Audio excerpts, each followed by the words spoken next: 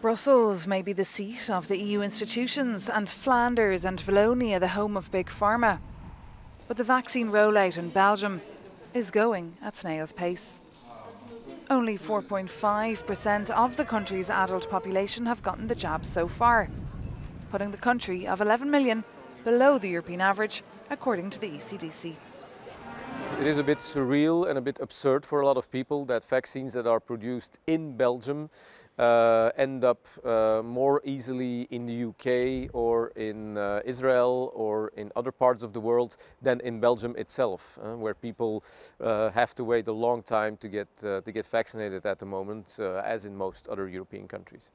Main problem? The lack of vaccines, but also various technical and human errors. This week, when 11,000 care workers were invited for inoculation, only 3,000 showed up. Some emails landed in spam, and some feared the quality of the AstraZeneca jab.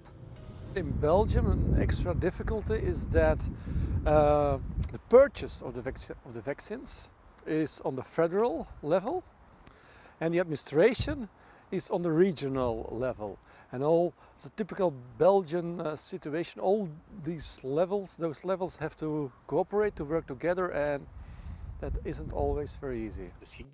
Koen Wouters reports on all things corona for VRT, the Flemish public broadcaster.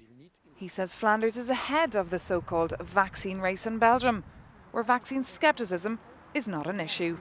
Vaccination scepticism is a larger problem in Brussels and in Wallonia, because of the French influence.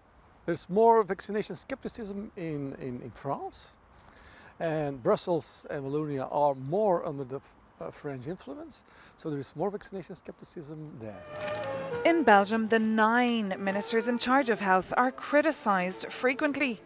But for political scientist Dave Sinarty, they're not the only ones to blame, and the EU should have been clearer with citizens.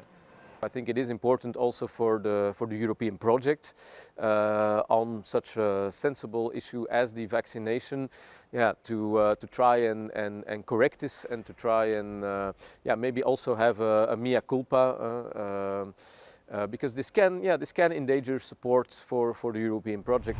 The European Commission argue, though, that it's companies like AstraZeneca who keep over-promising and under-delivering. In the meantime, Belgium has high hopes for the CureVac vaccine that's being produced and trialled at a plant in Wallonia. Maeve McMahon, Euronews.